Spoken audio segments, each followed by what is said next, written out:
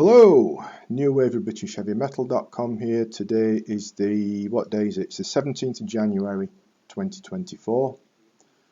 Before we get into it, usual quick request for a favour, and that's if you wouldn't mind please subscribing to the channel. Big help, appreciate that if you would. So please click the button. Right, today it's Pallas and their latest album that came out back end of December called The Messenger. Now, Pallas have been around for a good few decades, haven't they? And with me having a liking for progressive rock as well as me new wave of British heavy metal, Pallas have always been one of those bands over the years which I've meant to give some attention and some listening time to, but never quite got round to it. Well, until now, that is. And on hearing the other day that they'd recently released this the Messenger album, I looked at where I could get it from, came upon the Pallas BandCamp page, ordered the media book CD version from there, which arrived very, very quickly. So what do I think to it? Well, well, the artwork, as you can see, is quite spectacular, as is the presentation in the booklet. But the music, in my opinion at least, because of course this review is simply my opinion of it, the music, not so much. Well, yeah, I've given it every chance. I've spun it quite a few times, and hoping that it was one of those albums that, you know, sometimes you have to give them a little bit of time before they click and make sense, don't they? But this one just, it hasn't for me. You know, it's just not one I've taken a particular liking to, say, despite giving it quite a number of listens, hoping it would. To me, in general, it has its moments, sure, yes, but to me, it's let down by having a general feeling of not flowing together very well. It sounds a bit disjointed in parts. Unfortunately, there's not a live drummer used here. It's all programmed drums, and they jarred on me. And the downbeat doom and gloom lyrics didn't help much either.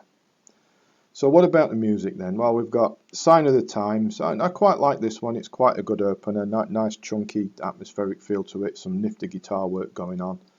Though I thought it does get bogged down and loses momentum when the slower section comes in after about 5 minutes, though it does pick up a little bit after that towards the end.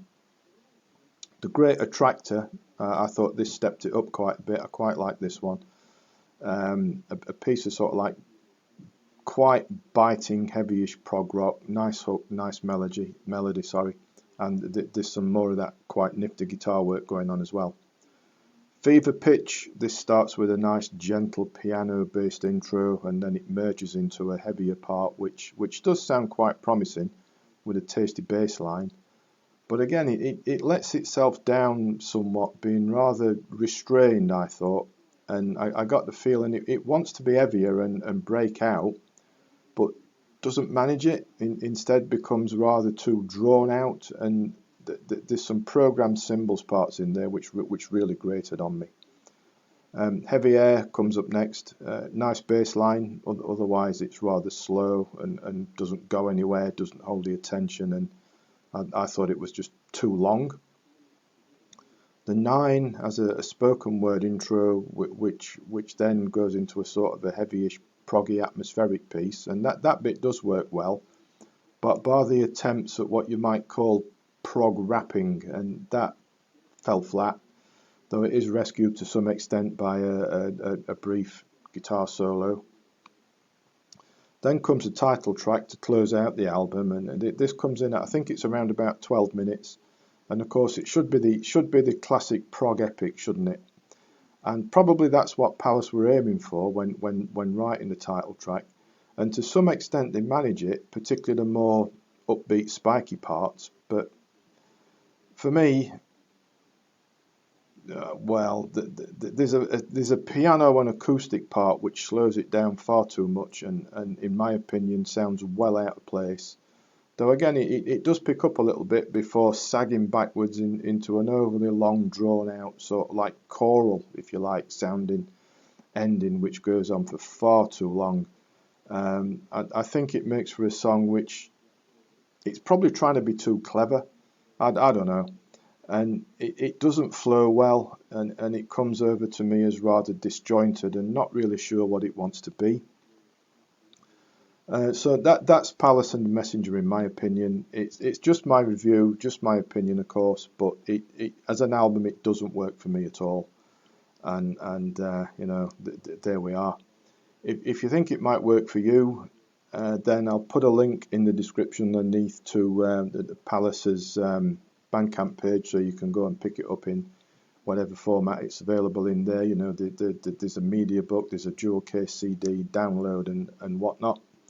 But say, unfortunately, sorry, Pallas, and it's the Messenger just doesn't work for me. Next, all being well, we should be back to new wave of British heavy metal with the new Saxon album, Hellfire and Damnation, which is due, I think it's due out in a couple of 3 days. So as soon as that drops through the mat and I've got my ears around it, a review will follow in due course. Okie dokie, so there we are. Please do subscribe to the channel before you go if you'd like to. And as always, thanks for watching, thanks for listening, and take care.